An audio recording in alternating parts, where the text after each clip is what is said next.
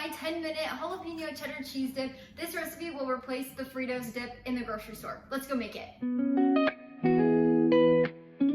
To get started, you'll need a medium-sized skillet or saucepan, and then we're gonna add in 2 tablespoons of salted butter. And then we're gonna turn our heat to a medium heat and let this melt down. Once our butter is melted, we'll turn our heat down to a low, and then we're gonna add in 1 tablespoon of all-purpose flour. We're going to make a roux for our cheese sauce. This is gonna thicken the sauce up. So now we're just going to grab a whisk and you're gonna whisk together the butter and flour mixture. We're just gonna cook this for 1 minute. Instead of doing a cornstarch slurry at the very end, like some people do, I like to use a roux as a base of any cheese sauce I'm making. It makes it so much more rich and delicious. So you always want to cook a roux at least for a minute. Sometimes if you want a darker roux, you're gonna wanna cook it way longer. But for a simple cheese dip like this, a minute is just fine. What this does is it helps cook out the flavor of the flour because we don't want a flour tasting cheese dip. So now that we've cooked our roux for a minute on low heat, we're gonna add in 1 cup of cold milk. I like to use whole milk. You can use buttermilk or any kind that you prefer. So just gonna add that in and you're gonna whisk it together. You want to make sure that milk combines with that roux immediately. The best way to prevent clumps of roux in your liquid is having a hot roux that we just cooked down and then a cold liquid. The cold and hot combine so well, and that helps reduce a lot of those lumps. Now, of course, you have a whisk, so if you do have lumps, just make sure you whisk them out.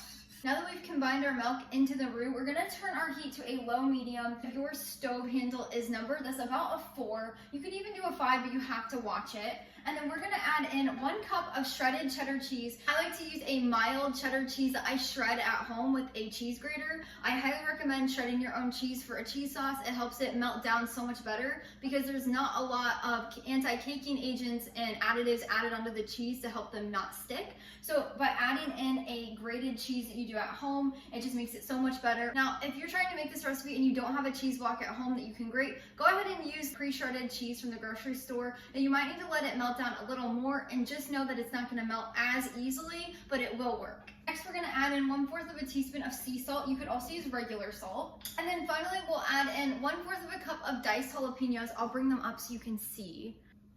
So I've already diced this. What I like to do is I like to take out the seeds and the membrane on the inside. That's what makes it super hot. You could also use a cheese grater and shred it. That's a really easy way. So we're gonna add that in. We're just going to whisk this to combine. As you're whisking this, you're gonna see it starting to come together and get a little bit thicker. As the milk and roux has been cooking while we added our other ingredients in, it was already starting to kind of thicken up. And then as we cook this down, it's gonna get a little bit thicker, and then once it cools, it thickens even more. Now you're gonna wanna leave your heat on a medium-low. We're gonna whisk occasionally and cook this down for about 5 minutes. We're going to thicken our cheese sauce a little bit, and we're gonna cook our jalapenos so they're a little bit softer.